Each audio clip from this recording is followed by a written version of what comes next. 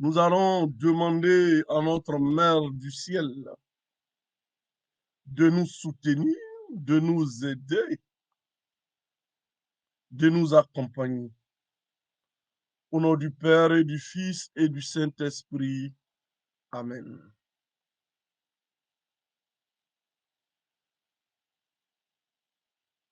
Seigneur Jésus, nous te rendons grâce pour ce jour nouveau et pour le temps favorable que nous donne l'Église. Par l'intercession de notre Mère du ciel, fais descendre sur nous ton Esprit Saint pour communique-nous par l'Esprit ce qu'il nous faut dire. Aide-nous à être des artisans de la justice sociale, de la pratique du discours social de l'Église. Je vous salue Marie, pleine de grâce, le Seigneur est avec vous. Vous êtes bénie entre toutes les femmes et Jésus, le fruit de vos entrailles, est béni. Sainte Marie, Mère de Dieu, priez pour nous pauvres pécheurs, maintenant et à l'heure de notre mort. Amen. Je vous salue Marie, pleine de grâce. Le Seigneur est avec vous. Vous êtes bénie entre toutes les femmes. Et Jésus, le fruit de vos entrailles, est béni. Sainte Marie, Mère de Dieu, priez pour nous pauvres pécheurs, maintenant et à l'heure de notre mort. Amen. Je vous salue Marie, pleine de grâce. Le Seigneur est avec vous. Vous êtes bénie entre toutes les femmes et Jésus, le fruit de vos entrailles, est béni. Sainte Marie, Mère de Dieu, priez pour nous pauvres pécheurs, maintenant et à l'heure de notre mort. Amen. Gloire au Père et au Fils et au Saint-Esprit, comme il était au commencement, maintenant et toujours, dans les siècles des siècles. Amen. Oui, je me lèverai et j'irai vers mon Père. Au nom du Père et du Fils et du Saint-Esprit. Amen. Bien, la question des employés de maison touche la question du salaire et du traitement de l'employé. De manière générale, mais moi, je parle de catholiques. Vous savez, quand je parle des catholiques. Parce que je vais me baser sur l'évangile, sur le discours de l'Église. Maintenant, ce que je dis aux catholiques, ça peut intéresser quelqu'un qui n'est pas catholique pour changer. Mais moi, je m'adresse aux catholiques. Et pourquoi cette question? L'aumône est lié au social, à la justice sociale. L'aumône est lié à notre vie en tant que chrétien, à notre pratique de l'évangile. Et Jésus-Christ lui-même nous invite à l'aumône. Puisque lui-même, toute sa vie a été aumône. La justice sociale fait partie de notre vie. Et Jésus lui-même a été, toute sa vie, c'est l'aumône. Il s'est donné. Il s'est donné pour nous. Il s'est offert totalement. Totalement. Parler de la justice sociale, ce n'est pas être en dehors du message de l'Église. Parce que l'on m'a reproché dans la semaine sur ce sujet du salaire des employés, du traitement des employés, que ce n'est pas une affaire de Dieu. Ce n'est pas une affaire de l'Église. Vous voyez, ça me faisait rire. On veut ranger l'Église à un certain niveau et à un certain niveau, on dit à Dieu, sors, quitte, on n'a pas besoin de toi. Quand ça nous arrange, on veut que Dieu soit là.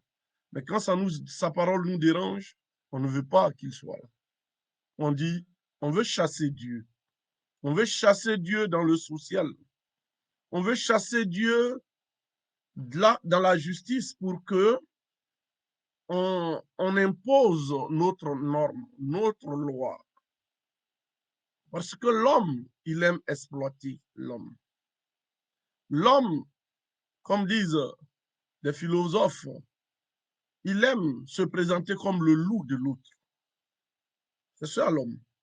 Mais surtout, chez nous en Afrique, où on n'aide pas à la réussite, mais on devient obstacle à la réussite. On ne se met pas ensemble pour élever, on se met ensemble pour détruire. On ne se met pas ensemble pour protéger, on se met ensemble pour gâter.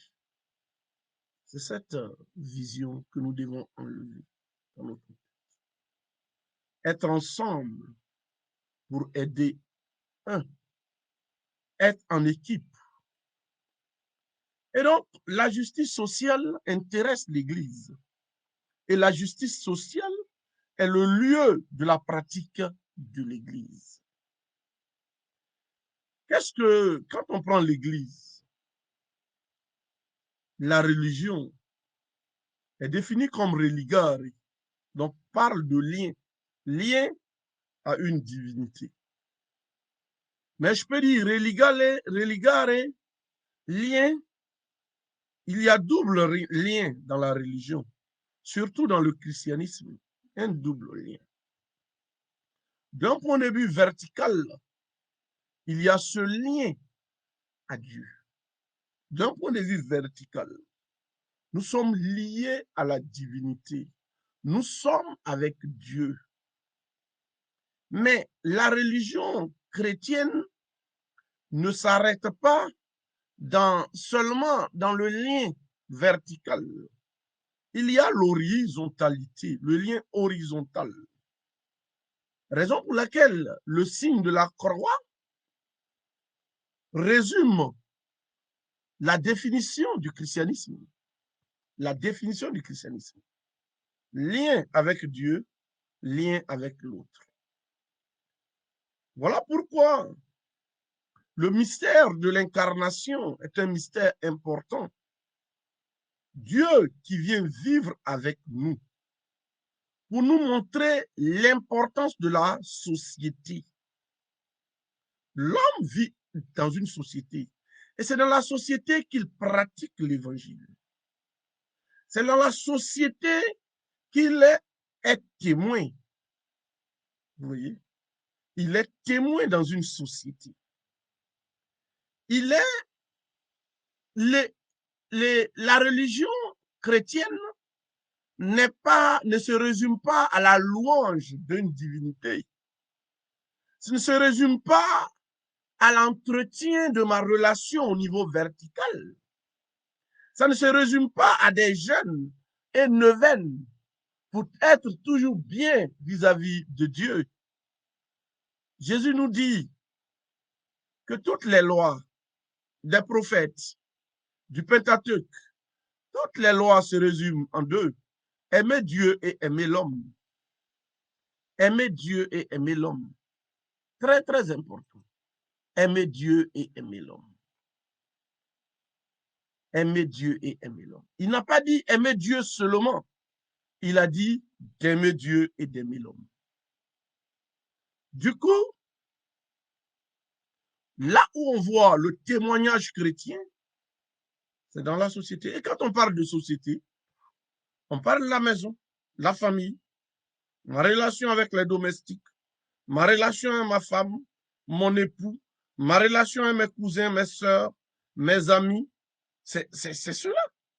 Ma relation avec mes collègues, comment je vis dans le quartier, comment j'entreprends mon commerce, comment je travaille. Voilà. Et c'est un lieu de témoignage chrétien. C'est un lieu de témoignage. Un chrétien qui abandonne ce lieu et qui s'enferme seulement dans la dimension verticale n'a pas compris ce que c'est que le christianisme. N'a pas compris ce que c'est que le christianisme. Et dans la Bible, tout est clair. Quand on prend le texte de Luc chapitre 18, le collecteur d'impôts et le pharisien à la prière. Il dit encore, la parabole que voici à certains qui étaient convaincus d'être justes et qui méprisaient tous les autres. Deux hommes montèrent au temple pour prier. L'un était pharisien et l'autre collecteur d'impôts. Le pharisien, debout, priait ainsi en lui-même. Ô Dieu, je te rends grâce de ce que je ne suis pas comme les autres hommes qui sont voleurs, malfaisants, adultères ou encore comme ce collecteur d'impôts. Je jeûne 2 fois par semaine. Je paye la dîme de tout ce que je me procure. Le collecteur d'impôts se tenait à distance, se tenant en distance, ne voulait même pas lever les yeux au ciel, mais il se frappait la poitrine en disant, oh Dieu, prends pitié du pécheur que je suis. Je vous le déclare, celui-ci redescendit chez lui justifié et non l'autre. Vous savez, dans le pharisien, dans ce texte de Luc 18, du chapitre 18, verset 9 jusqu'au verset 15. Vous voyez, au verset 14 au moins, vous voyez, le pharisien, lui, il parle de tout ce qu'il fait d'un point de vue vertical. Payer la dîme, je te loue, je remplis toutes les formalités, il y avait, mais il s'en fout du social, vous voyez. Et donc, ce qui est important pour le pharisien, c'est vraiment, Dieu dit de le louer chaque matin, je le loue chaque matin. Dieu dit de payer ma dîme, chaque mois, je paye. Dieu dit d'aller à la messe chaque jour, je vais. Dieu dit de jeûner tous les vendredis, je fais. Ça, c'est ce qui est important pour lui. Mais ce qu'il fait aux autres, dans les relations interpersonnelles, il s'en fout. Vous comprenez? Un autre texte, la parabole du bon samaritain. Vous voyez? Le blessé, tout le monde passe. Et de manière symbolique, imagée, Jésus va nous dire un lévite qui passe aussi. Pour nous dire, et le lévite va abandonner le blessé. Parce que ce qui intéresse ce prêtre de l'Ancien Testament, de l'Ancienne Alliance, c'est le culte. C'est remplir les formalités cultuelles. Ce n'est pas le blessé qui est là qui est important. Oui. Mais donc, ici, qu'est-ce qui va se passer? C'est celui qui va prendre le blessé, qui enverra ce blessé à l'hôpital, c'est celui-là qui sera béni. Mais ce blessé, c'est qui? Ce blessé, dans une interprétation théologique, ce blessé, c'est Jésus-Christ. Ce blessé, c'est Jésus-Christ. C'est Jésus-Christ sur la croix, une anticipation du Christ sur la croix, le blessé. Selon les interprétations théologiques. Le blessé abandonné, c'est Jésus-Christ. Le blessé abandonné, c'est Dieu lui-même. C'est cela. Et quand on lit ce texte de la parabole du bon samaritain, tu peux comprendre facilement ce texte en lien avec Matthieu 25. Chaque fois que vous n'avez pas fait à l'un de mes petits, c'est à moi. Vous comprenez? Parce que le blessé abandonné, ce samaritain abandonné, c'est le Christ. Chaque fois que vous avez donné de l'eau, chaque fois que vous avez rendu visite à un malade, chaque fois que vous avez soutenu quelqu'un, c'est moi le Christ. Donc, voilà pourquoi dans le christianisme, euh, l'homme est important du fait du mystère de l'incarnation. C'est pour cela qu'il ne faut pas fêter Noël seulement de manière festive. Le sens de Noël, c'est que Dieu se trouve en tout homme. C'est pour cela, moi, je dis souvent dans mes conférences en paroisse, il y a une dame qui m'a posé une question une fois. Mon père, quelle est la différence entre l'amour, aimer l'homme, la manière du chrétien et celle de celui qui n'est pas chrétien? Le chrétien, quand il aime, quand il pose un acte de charité, simplement c'est parce qu'il voit Dieu en l'autre. Donc, le mystère de l'incarnation montre que Dieu est dans la société. En l'homme, on trouve Dieu.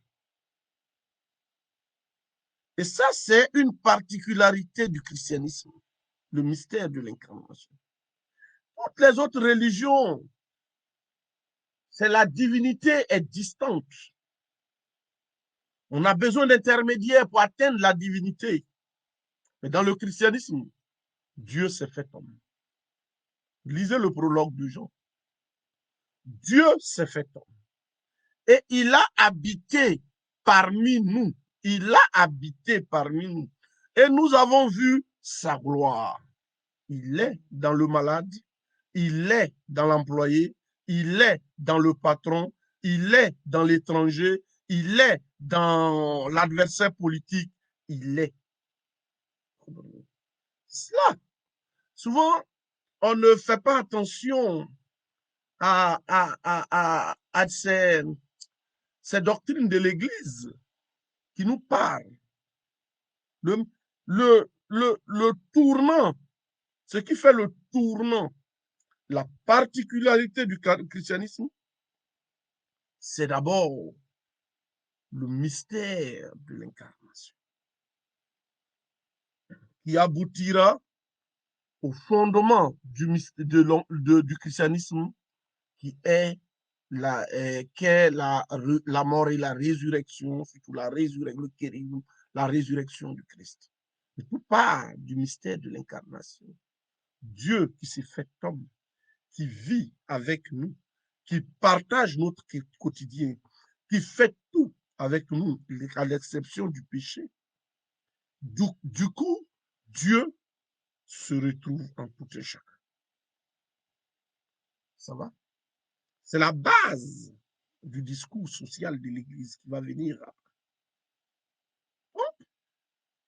Après avoir, quand vous allez voir dans le livre des apôtres, des actes des apôtres au moins, dans la naissance de l'Église, les apôtres, qu'est-ce qu'ils vont faire? Pour s'occuper du social, ils vont appeler des diacres. Ils vont s'organiser pour que le social ne soit pas délaissé. Et les apôtres, ils prêchent et d'autres s'occupent des veuves, des orphelins, des pauvres. Voilà comment l'Église a évolué. Donc, dans sa relation avec la société, l'Église, il est vrai, à un moment donné, et même souvent, a eu des liens avec les rois, avec des empereurs.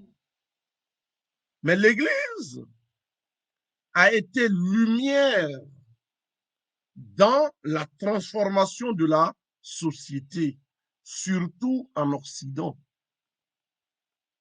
Surtout en Occident. Quand on étudie l'histoire des congrégations religieuses, nous voyons un peu l'apport de ces congrégations dans le social. L'Église n'a pas abandonné la société. L'Église a été toujours présente dans la société. Au niveau de la santé, la création des hôpitaux, l'avènement des congrégations féminines, des sœurs qui étaient au devant. On avait des gens comme Jean Bosco au niveau, tous ces congrégations en Europe ont apporté quelque chose. Et vous voyez un peu les moines et autres, n'étaient pas seulement là en train de méditer le chapelet et le rosaire. Ils se sont intéressés à la société, au niveau industriel, dans la relation entre le patron et l'ouvrier, dans la relation entre les pauvres, entre les classes sociales. Ils ont combattu. Ils ont été là, des prêtres, des sœurs, des laïcs, des femmes, des hommes. Les fidèles ne se sont pas tus. Ils ne se sont pas enfermés dans les sacristies. Et en 1891, le pape Léon XIII va écrire une encyclique qui va apporter des réformes, surtout dans l'Occident chrétien, surtout dans les pays chrétiens, jadis chrétiens, dans la relation entre les classes sociales, dans la relation entre les ouvriers et les patrons, et dans l'avènement même des syndicats chrétiens. Le pape Léon XIII écrit un document, et ce document va booster la foi des chrétiens catholiques dans tous les domaines de la société. Il va inviter au respect de la dignité de la personne humaine dans le travail. Il va s'opposer au socialisme extrémiste qui s'opposait jadis à la propriété privée. Il va s'opposer au communisme, au socialisme. Le pape va parler du juste salaire. Il va demander que l'ouvrier soit respecté dans son état. Et l'ouvrier aussi doit travailler de manière consciencieuse. Donc, Rerum Novarum, qui est un document que je peux dire qu'on doit exploiter à la JOC, les associations des ouvriers catholiques sont nées à partir de la mouvance de Rerum Novarum de Léon XIII. Quand il écrit ce document que j'ai ici, quand il écrit ce document, cette encyclique, mais cette encyclique remue l'Europe. Il donne joie, il donne la joie aux ouvriers. C'est une encyclique écrite le 15 mai 1891. Et ce n'est pas par hasard que le mois de mai est le mois des revendications des ouvriers. Et donc, c'est à partir du souffle, du message, de l'enseignement du pape, Léon XIII, que les chrétiens même vont s'organiser en syndicats chrétiens. En Europe, il y aura des syndicats chrétiens pour revendiquer des choses. Vous voyez? Et donc, l'Europe que nous voyons aujourd'hui, la sécurité sociale en Europe, la question du salaire juste, toutes ces questions, dans toutes ces questions, l'Église n'était pas absente. L'Église était là. Les congrégations religieuses, des laïcs, des prêtres, des évêques étaient là. Se sont battus pour la sécurité sociale en Europe. En Belgique, notre professeur, Monseigneur Jean-Pierre Delville, évêque de Liège, un master nous disait, nous parlait de Monseigneur Potier, notre professeur d'histoire, qui a été au devant du combat pour l'instauration de la sécurité sociale, du salaire de la femme, des congés de la femme. Il était entouré des laïcs qui se sont battus. Oui. Donc, l'Europe que nous avons ici, les chrétiens ont participé à une Europe dans laquelle l'ouvrier doit être respecté dans sa dignité. Et je vais vous lire ce que le pape Léon XIII dit, une partie, un extrait. Parmi ses devoirs, voici ceux qui regardent le pauvre et l'ouvrier. Il doit fournir intégralement et fidèlement tout le travail auquel il s'est engagé par contrat libre et conforme à l'équité. Il ne doit point léser son patron, ni dans ses biens, ni dans sa personne. Ses revendications même doivent être exemptes de violence et ne jamais revêtir la forme de sédition. Il doit fuir les hommes pervers qui, dans des discours mensonges, lui suggèrent des espérances exagérées et lui font de grandes promesses qui n'aboutissent qu'à de stériles regrets et à la ruine des fortunes. Voilà le conseil. Ce que le pape dit concernant le pauvre et les ouvriers. Il doit travailler conformément au contrat. Oui. Il doit être fidèle au contrat qu'il a signé de manière libre. Il ne doit point léser son patron ni dans ses biens, ni dans sa personne. Bon, aujourd'hui, je ne parle pas des devoirs, mais le chrétien qui est ouvrier, le pape dit, le chrétien qui est ouvrier doit travailler avec conscience. Le chrétien qui est ouvrier, il ne doit pas léser son patron dans le travail et dans la personne. Il doit rechercher, entrer dans la dynamique de son employeur. Il doit travailler dans la dynamique du plan proposé par son employeur. Il y a un employeur qui a organisé, qui a créé une société. Tu travailles en tant que chrétien, tu te donnes à fond.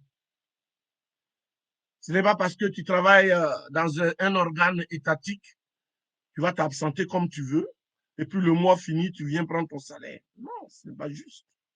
Ce n'est pas juste, c'est un péché. Tu ne vas pas être toujours en retard, toujours tu es en retard, et le mois fini, tu prends ton salaire, tu es content. Non. Tu ne vas pas passer ton temps au bureau à réciter le Je vous salue Marie, à suivre les directs Facebook, à avoir écouteurs dans les oreilles. Non, tu n'es pas là pour écouter. Tu peux pas. Un homme, il se concentre sur une seule chose. Oui. Tu ne dois pas faire ce que tu veux dans l'entreprise. Non. Tu travailles selon des lignes de conduite, l'orientation. Et tu ne dois pas revendiquer de manière violente. On continue. On continue. Quant aux riches et aux patrons, ils ne doivent point traiter l'ouvrier en esclave. Il est juste qu'ils respectent en lui la dignité de l'homme, relevée encore par celle du chrétien. Le travail du corps, au témoignage commun de la raison et de la philosophie chrétienne, loin d'être un sujet de honte, fait honneur à l'homme parce qu'il lui fournit un noble moyen de sustenter sa vie. Ce qui est honteux et inhumain, c'est d'user de l'homme comme d'un vil instrument de lucre, de ne restituer qu'en proportion de la vigueur de ses bras. Le christianisme, en outre, prescrit qu'il soit tenu compte des intérêts spirituels de l'ouvrier et du bien de son âme. Au patron, il revient de veiller à ce que l'ouvrier ait un temps suffisant à consacrer à la piété, qu'il ne soit point livré à la séduction et aux sollicitations corruptrices, que rien ne vienne affaiblir en lui l'esprit de famille ni les habitudes d'économie. Il est encore défendu au patron d'imposer à leurs subordonnés un travail au-dessus de leur force et en désaccord avec leur âge ou leur sexe. Très bien. Voilà un peu le discours social de l'Église. C'est clair. Et comme j'ai présenté de manière générale la Bible, ce qui doit se faire à partir du mystère de l'incarnation. Et je vous ai parlé un peu de la présence de l'Europe et de l'Église de manière concrète en Europe dans la lutte pour la justice sociale. Je viens maintenant de manière concrète en Afrique. C'est le sujet. Le chrétien africain n'a pas sa Bible à part, n'a pas sa doctrine à part. Le chrétien africain doit chercher ses grâces dans sa manière de traiter ses ouvriers. Et quand je parle de chrétien, mais je parle du prêtre, je parle de l'évêque, je parle du fidèle. Parce que quand on parle de chrétien, les gens pensent que les prêtres ne sont pas dedans. Non, nous tous sommes des fidèles du Christ. Des fidèles du Christ. Nous faisons partie du peuple de Dieu. Mais dans l'exercice des charges, il y a des états dans ce peuple. Que tu sois évêque, que tu sois prêtre, que tu sois fidèle laïque, que tu sois pasteur, le respect de la dignité de la personne humaine dans le travail vient de la Bible et de la doctrine sociale de l'Église. Quand on parle de la justice, mais la justice commence à la maison. Dans la deuxième intention de la prière universelle chaque dimanche, on demande la justice de Dieu. Mais la justice ne concerne pas seulement les politiciens. La justice ne concerne pas seulement le président de la République, les ministres.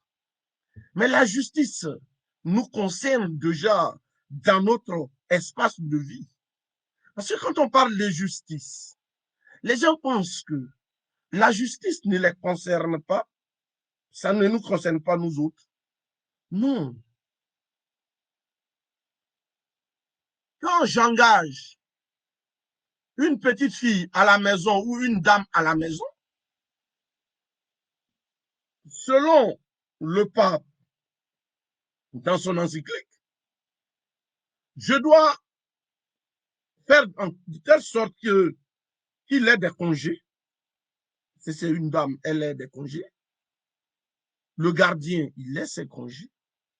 Il se repose au moins dans la semaine, un jour. Dans l'année, il ait des congés. C'est important pour tout homme dans le travail. Et le pape le dit si bien ici. Et au patron, il revient de veiller à ce que l'ouvrier ait un temps suffisant à consacrer à la piété, oui, et autres. Mais l'ouvrier doit aussi avoir le temps de prier.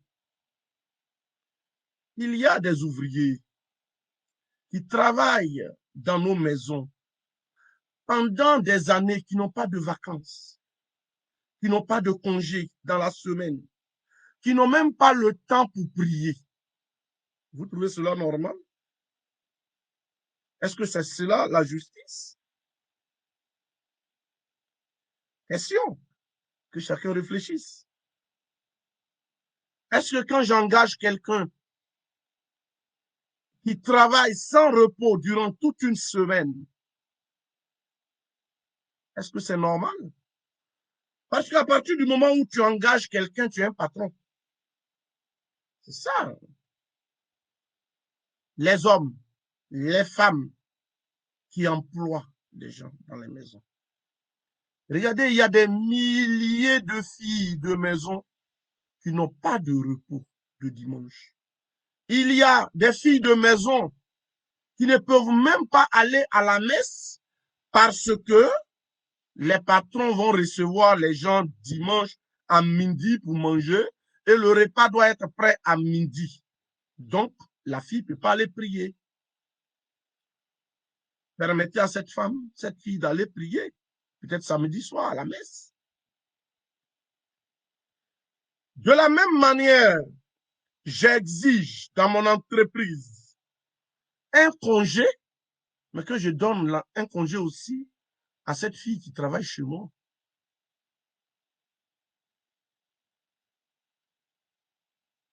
Parce que c'est un travail.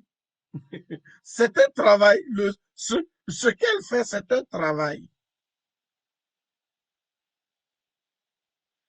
Et c'est cela, la justice, le respect de la dignité de la personne humaine. Ça, c'est au niveau du traitement. Et dans le traitement, il y a des filles de maison qui préparent, elles font un repas, mais elles ne mangent pas ce qu'elles préparent. Elles préparent pour leur patron, mais elles n'ont pas droit. C'est-à-dire, ce repas-là, elle a fourni ses efforts, elle a fourni son énergie, elle a fourni son intelligence, mais on ne lui permet pas de manger. Elle doit aller acheter du pain ou faire sa propre nourriture. Ce n'est pas de la justice si tu es chrétien catholique. Excusez-moi, ce n'est pas de la justice. Ce n'est pas normal. Ce n'est que de la simple nourriture. Ça va. Au niveau du salaire, je parle du juste salaire. Et le pape le dit. Il dit, mais parmi les devoirs principaux du patron, il faut mettre au premier rang celui de donner à chacun le salaire qui convient, assurément pour fixer la juste mesure du salaire, le salaire qui convient. Que chacun, en âme conscience, se pose la question. Est-ce que ce que je donne à mes employés est un juste salaire? Est-ce que c'est le salaire qu'il convient à quelqu'un qui travaille de 5 heures du matin à minuit pendant 7 jours?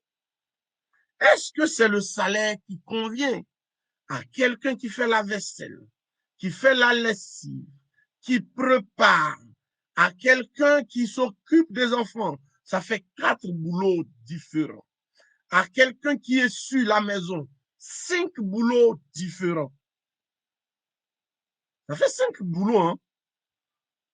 tu t'occupes des enfants, tu es sur la maison, tu prépares à manger, tu fais la lessive, tu fais la vaisselle, souvent même tu fais des courses. Ça fait 6.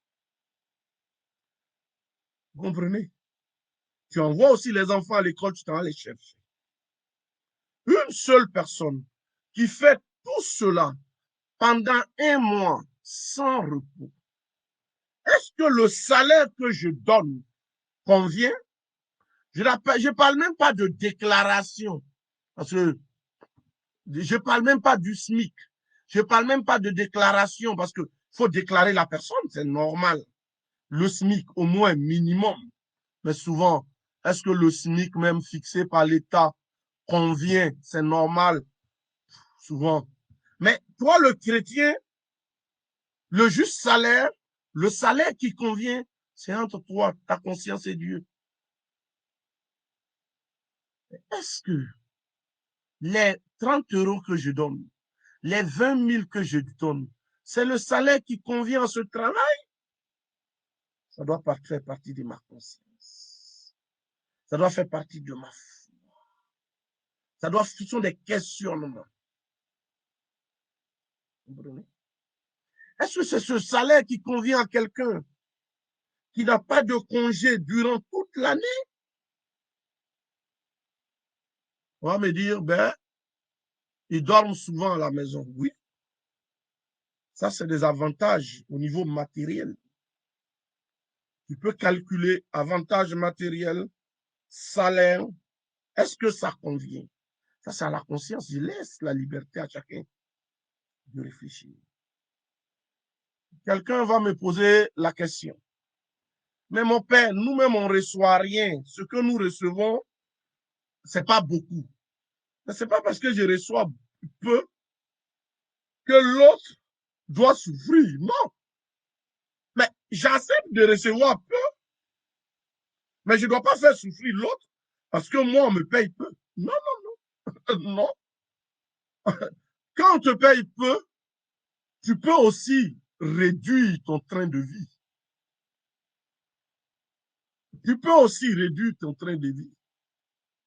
Si on me paye peu, je peux dire, je prends quelqu'un qui travaille du lundi au jeudi et moi, les week-ends, je m'occupe de mon travail, du boulot, à la maison. Voilà une proposition, j'ai réduit. J'engage quelqu'un du lundi au jeudi. Lundi au jeudi, quand on calcule, peut-être ce que j'ai à lui donner dans mes 80 000 francs de salaire, ça convient.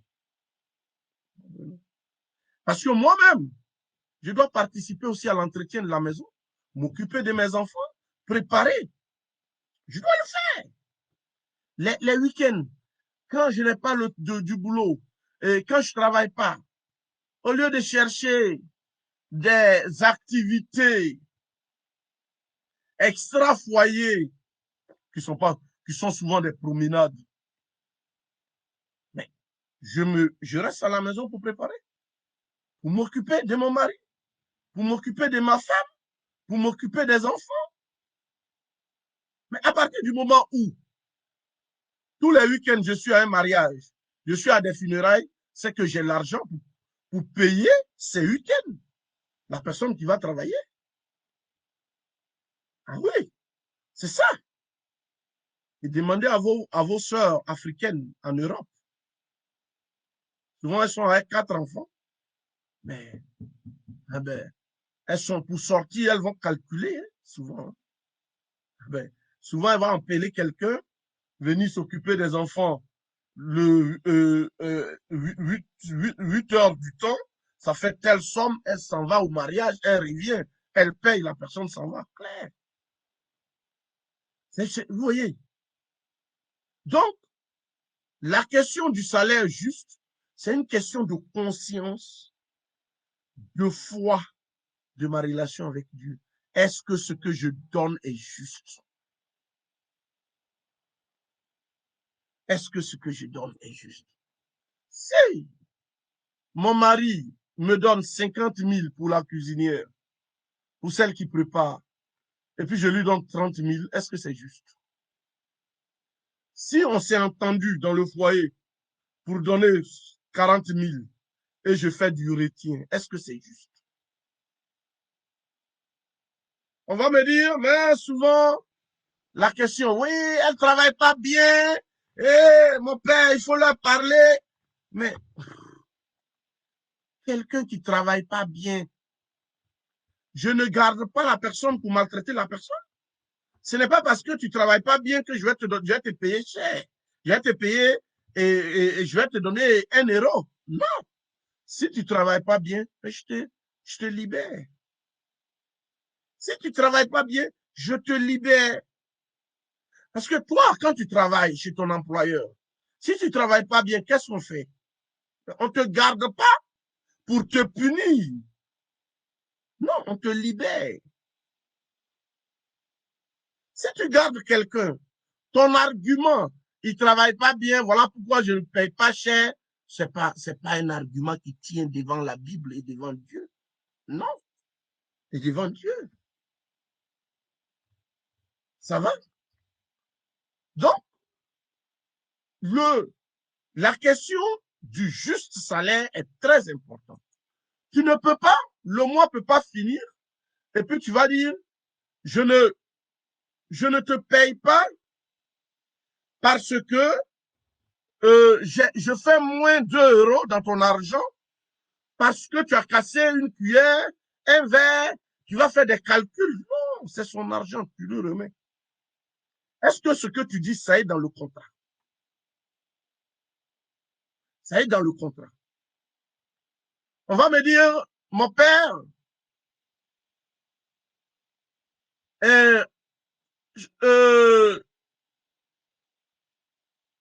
bon, mon père, je me suis entendu avec elle sur ce salaire. On connaît nos pays. Manque d'emploi, les gens souffrent, on connaît. Et souvent, là, quand on va pour chercher une petite fille pour venir travailler, ben, on influence déjà par notre présence. Tu as dit 20 000, oh, comme elle va aller même à Abidjan, c'est une bonne chose. On sait comme. Mais est-ce que toi-même, en tant que chrétienne, en tant que responsable de Légion de Marie, en tant que quelqu'un qui chante dans le choral, en tant que quelqu'un qui prie toujours dans les communautés, est-ce que ce que je vais te donner, est-ce que c'est juste?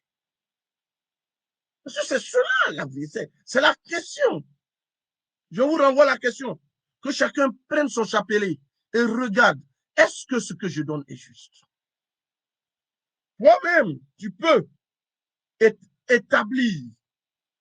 Hier, je causais avec une de mes filles au Sénégal. Elle me disait, là-bas, dans certains coins, on paye 50 000. C'est le point de départ. 50 000 et tu dors. Souvent, certains dorment à la maison.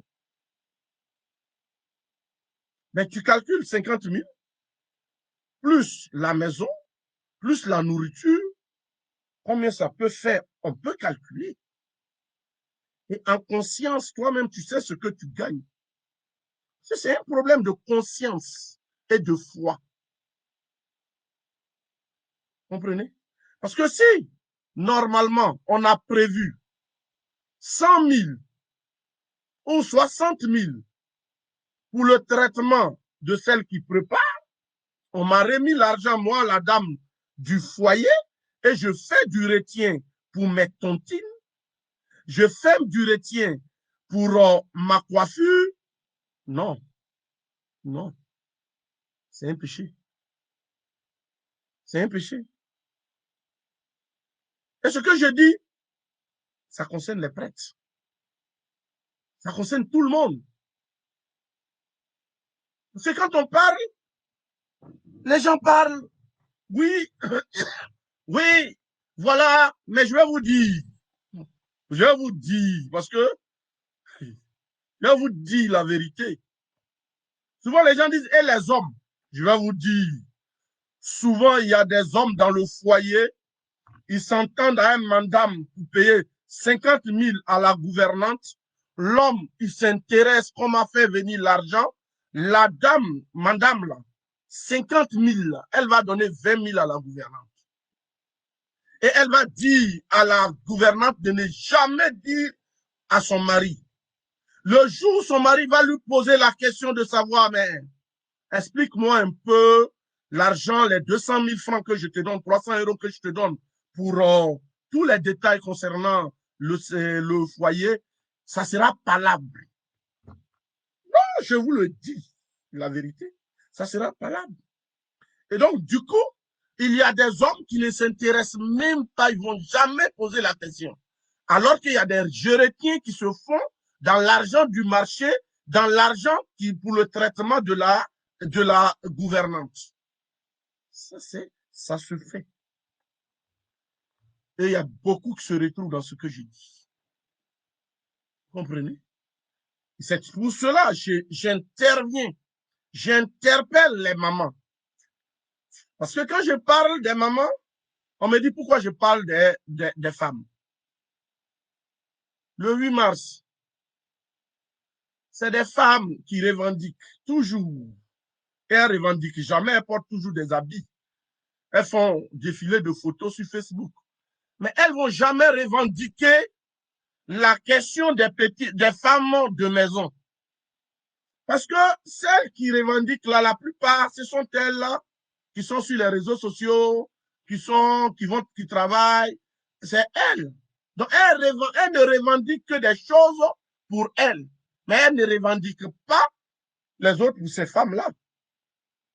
Parce que c'est elles qui emploient ces femmes. Donc, ces femmes-là n'auront jamais, jamais, jamais de revendications qu'on porte devant la société. Voilà pourquoi nous autres, on s'est mis devant pour porter leurs revendications. Et voilà pourquoi ça dérange. Oui, parce que voilà pourquoi ça dérange.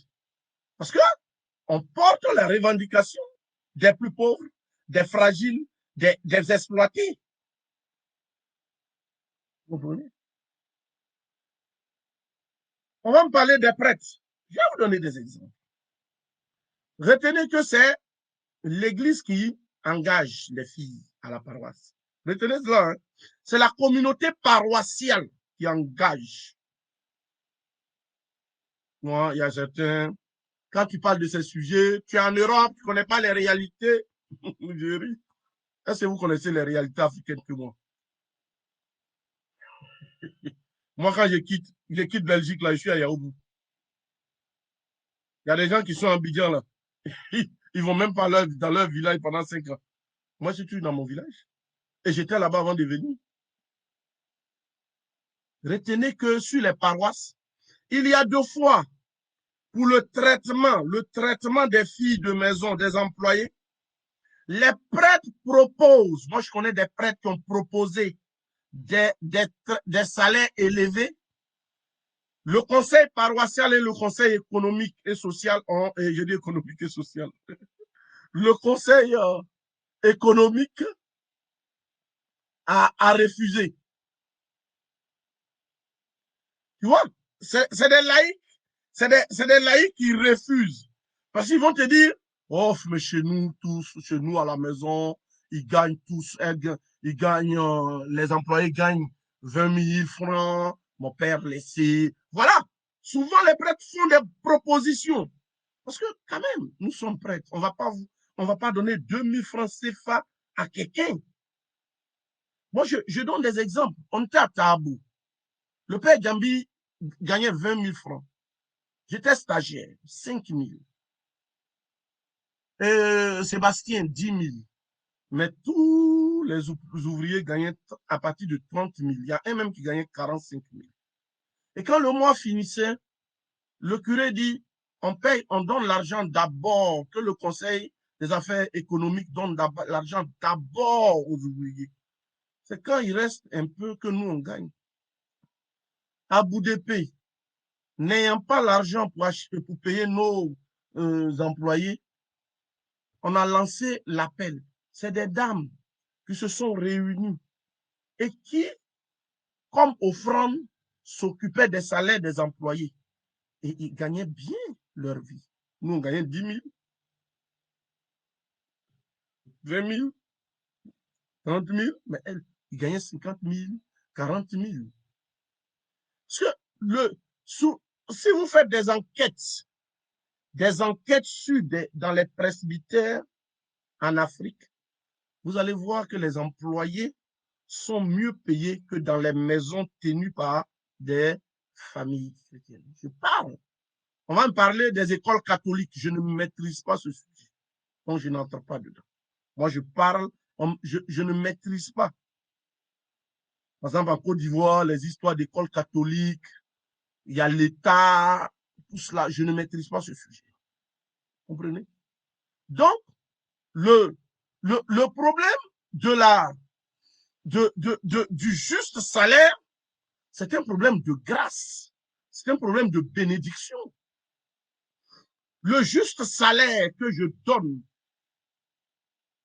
le juste salaire que je donne, mais me conduit au ciel. Vous comprenez? Peut me donner, parce que la première personne avec qui je suis en contact chaque jour, c'est mon employé de maison. Et mon curé de stage, le père Djambi Dibi, me disait toujours, quand tu seras prête, tes employés, il faut les considérer que c'est Dieu. Ce sont eux d'abord. Vous comprenez? Tu ne peux pas, en tant que chrétien catholique, empêcher tes employés d'aller à l'église parce qu'ils doivent travailler le dimanche. Toi-même, tu sais que le dimanche, ils ne doivent pas travailler. Toi-même, tu sais que le dimanche, on ne travaille pas. Vous allez me dire comment on doit manger. Mais il faut s'organiser. Vous préparez peut-être ensemble samedi ou bien dimanche matin, bonne heure. Et puis maintenant, sur nos paroisses, Dieu merci, il y a plusieurs messes. Bon, on a le temps d'aller à la messe préparer. Et pourquoi madame ne prépare plus? Il y a des dames qui ne travaillent même pas, mais qui vont te faire venir un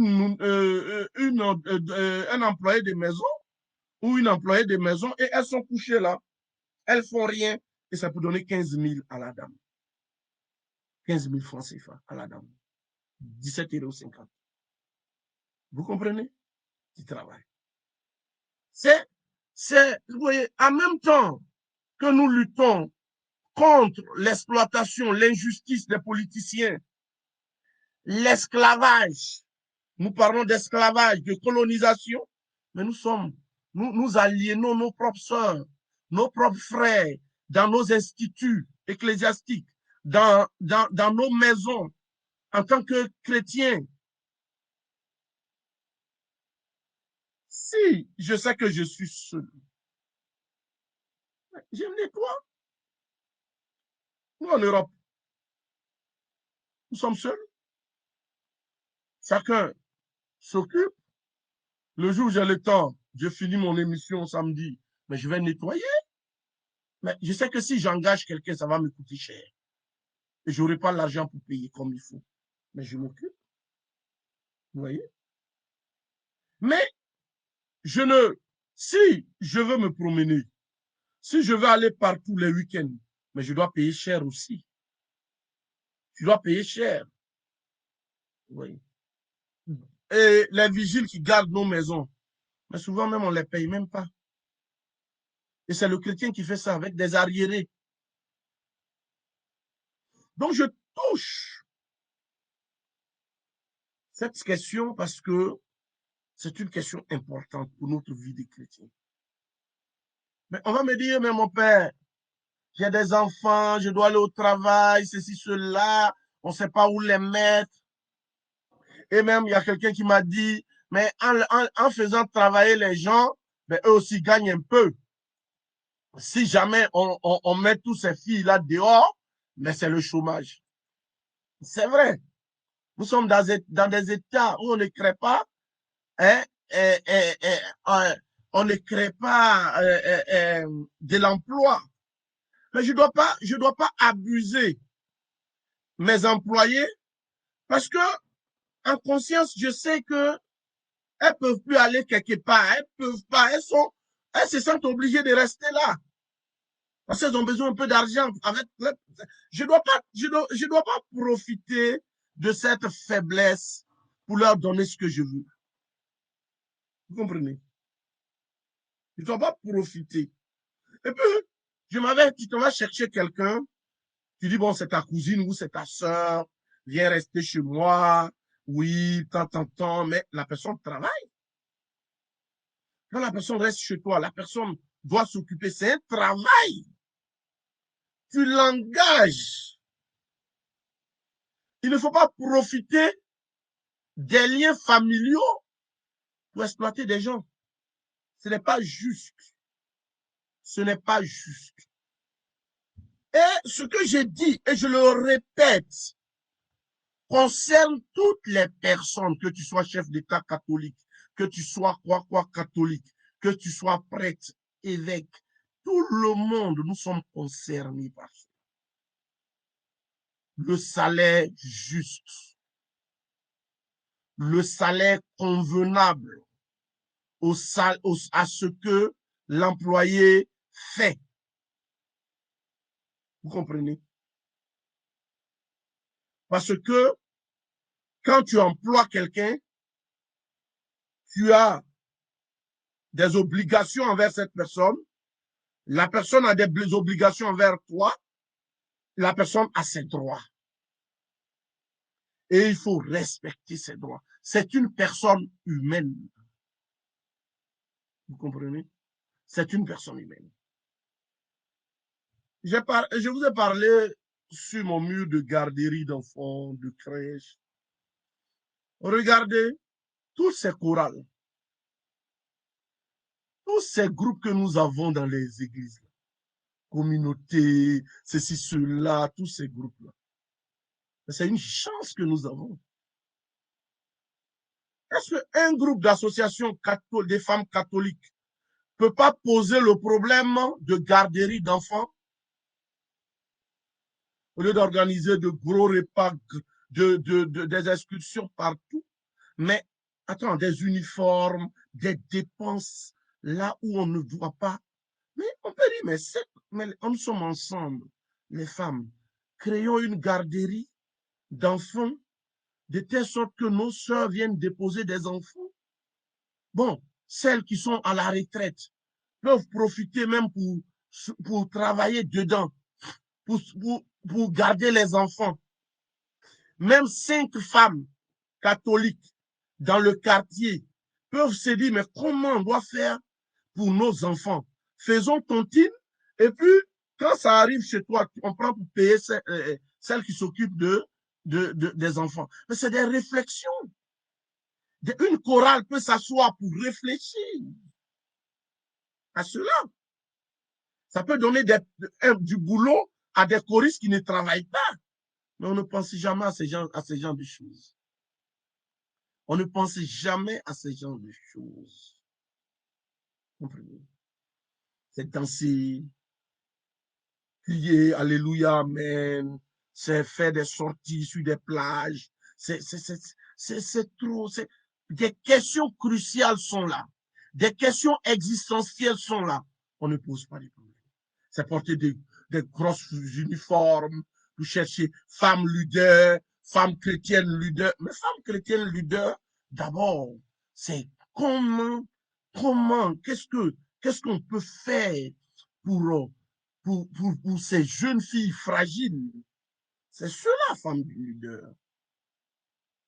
Vous voyez? Et la plupart, celles qui crient femmes catholiques leader partout, elles sont les premières à maltraiter des gouvernantes. Vous comprenez?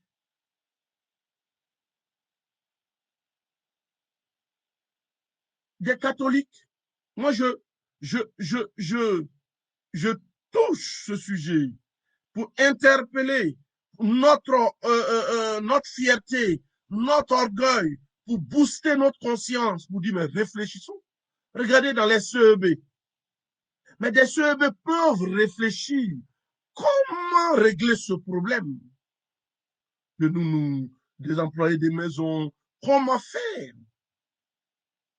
Ce sont des sujets de réflexion importants.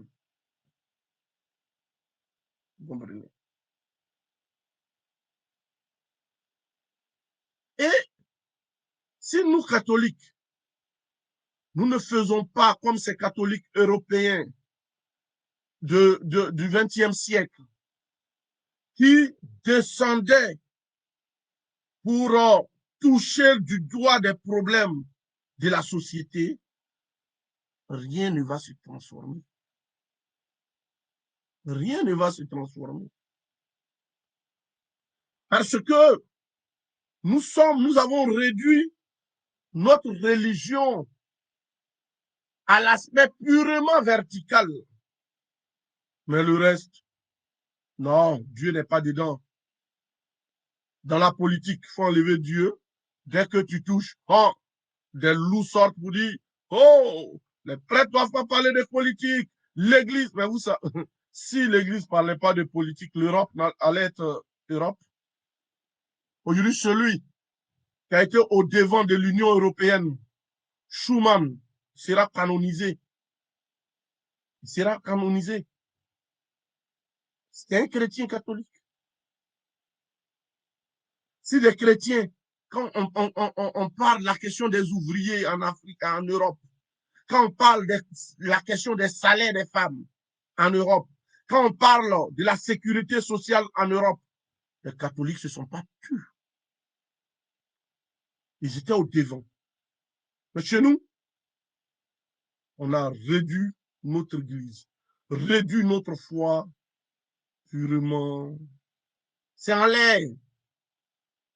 Parce que toi-même, tu es en train de lire la prière universelle. Là.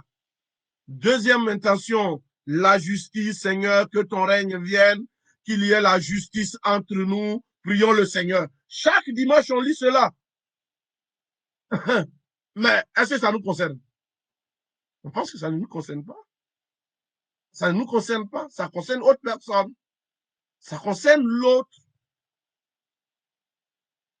Chaque fois que tu ne donnes pas le salaire convenable à un ouvrier en tant que catholique, en tant que fidèle laïque, en tant que prêtre, en tant qu'évêque, tu es en dehors de ce que dit l'Église.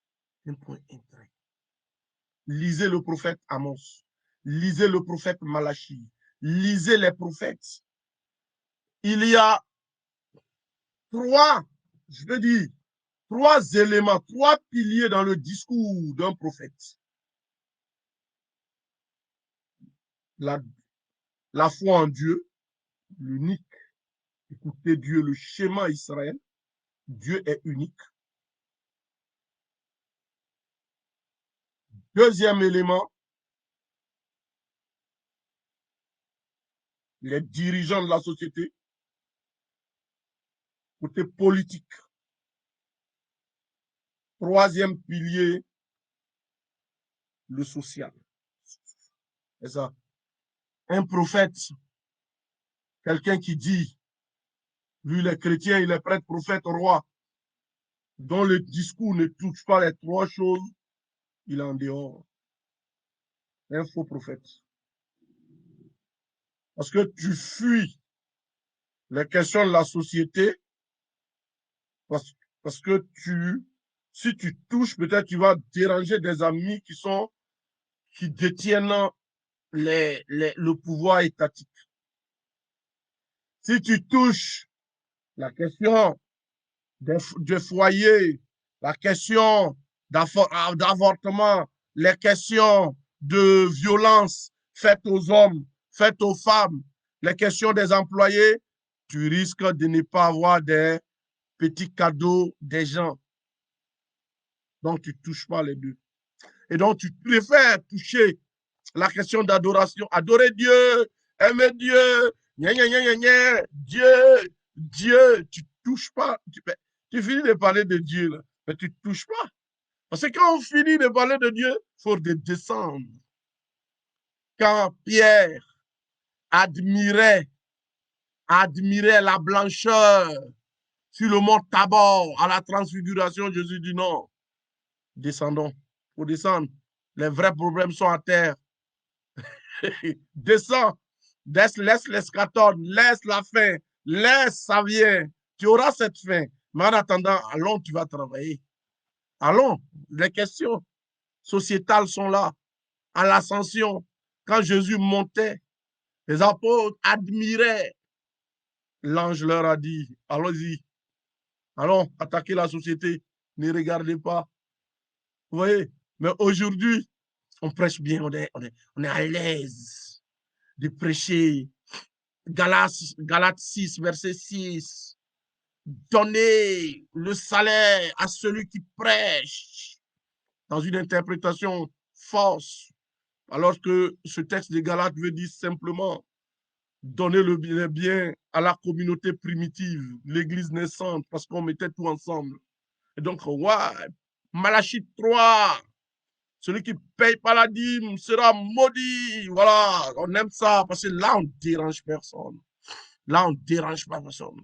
Adorez Dieu, priez beaucoup, le Seigneur vous aime. On change de ton, de ton, on aime ça. On est incapable de dire à quelqu'un, il faut bien payer ton employé. Mais parce que si tu finis de dire ça, c'est la mamie, là, la grande dame du groupe, c'est elle qui te paye ton transport. Si tu lui dis ça, là, tu finis de dire ça, elle ne va plus payer ton transport. Elle ne va plus te donner de l'argent, non, tu ne dis pas. Non, ça, ce n'est pas l'Église. Pour transformer notre société africaine, nous, chrétiens catholiques, nous devons être les premiers témoins de la vérité, déjà chez nous. Quel est le regard? Quel est mon regard dans ma famille? Comment je conçois?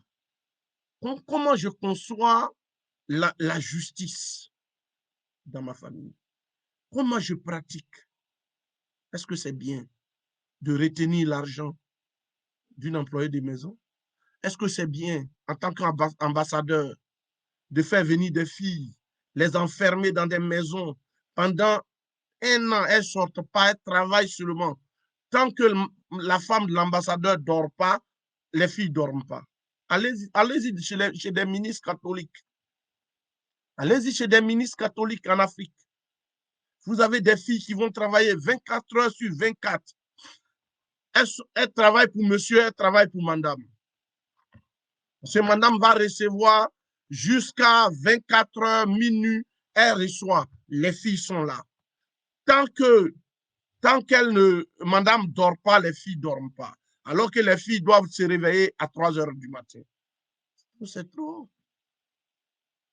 Tous ces grands types-là, en dehors de ces grands types, la classe moyenne veut faire comme les grands types. On engage des gens, on va dans des villages, on prend des gens, on vient. La seule chose qu'on s'est dit, elles déconnent, elles font des choses qui ne sont pas bien, elles ne sont pas éduquées, elles ne sont pas ceci. Mais écoute, tu es engagé, tu sais ça, puis tu as engagé la personne. Et quand tu es engagé, ça ne va pas, tu libères la personne. Écoutez, tu libères. La question des employés de maison est une question d'organisation. C'est une question d'organisation. Si je n'ai pas les moyens, je peux m'organiser pour ne pas engager quelqu'un chaque jour durant 1 mois. Je peux engager des gens de temps en temps. J'appelle, elle vient travailler une journée, je lui donne l'argent. Les week-ends, je suis à la maison. Il y a un férié, je suis là. J'essaie de m'organiser un peu. Dans le cas contraire, on peut s'entendre dans un groupe de prière pour voir comment organiser cela. Si aujourd'hui je ne suis pas là, c'est ma soeur qui est du groupe de prière qui s'occupe des enfants. Et puis demain, c'est moi. On essaie de s'organiser. Tout se fait par organisation. Vous voyez? Et comme je l'ai dit, entre nous, des chrétiens catholiques réunis, mais on fait une force. Pourquoi ne pas créer des petites garderies? Des petites garderies pour mettre nos enfants. Mais ça se fait. Moi, je l'ai fait à Boudépé. J'avais 200 enfants dans la cour de l'église. des gens venaient déposer les enfants, puis ils partaient. J'ai fait former des filles à Azopé, qui sont des filles de Boudépé, qui sont parties. 3 sont formées à Azopé, qui s'occupaient des filles. Elles avaient leur salaire. Tous les cadres catholiques de Boudépé, là, ils me donnaient des cadeaux pour les enfants. Le mois fini, je m'en vais chercher la poudre, les jeux, tant, parce que les jeux de leurs enfants, on me donnait tout, et puis je venais donner aux enfants. C'est ce que j'ai fait. C'est ce que j'ai fait. On peut tout faire. C'est une question de bonne volonté. Mais on pense que, bon, mais si j'ai 50 000, je ne peux pas payer un enfant. Je ne peux pas payer un employé, mais je ne prends pas, je m'organise. Je m'organise. Écoutez, il faut s'organiser. Il faut s'organiser. Nous sommes à la fin de cette conférence. Ce qui est important, ce qu'il faut retenir, c'est donner le salaire juste, traiter de manière juste la personne que j'emploie. Et comme je le dis, et je l'ai déjà dit, l'employé, c'est mon ciel. Que retenir de tout ce que j'ai dit? Que faisons-nous de l'encyclique Rerum Novarum du pape Léon XIII, qui a bouleversé et révolutionné le monde du travail? La question du juste salaire du 19e siècle jusqu'à aujourd'hui, chacun bénéficie aujourd'hui les fruits de l'engagement du pape Léon XIII. Jésus-Christ te dira au jugement dernier, chaque fois que vous n'avez pas rémunéré convenablement un employé de maison, de la paroisse et autres institutions, c'est à moi que vous ne l'avez pas fait. Et chaque fois que vous avez donné un juste salaire à un employé en prenant en compte ses heures de travail et en lui donnant un congé, c'est à moi que vous l'avez fait. L'Afrique est encore en retard parce que les catholiques africains ont fui le terrain de la justice sociale. On préfère les dogmes, le droit canon, les pèlerinages et grands rassemblements pour chasser les démons, mais on oublie la doctrine sociale de l'Église. Comme Rachel qui pleure ses enfants en Afrique, des milliers d'employés de maison, de fidèles catholiques, des milliers d'ouvriers dans les paroisses, écoles et institutions catholiques, mal rémunérés, souvent avec des arriérés impayés, pleurent. Notons que la route de notre ciel, c'est notre employé. Amen.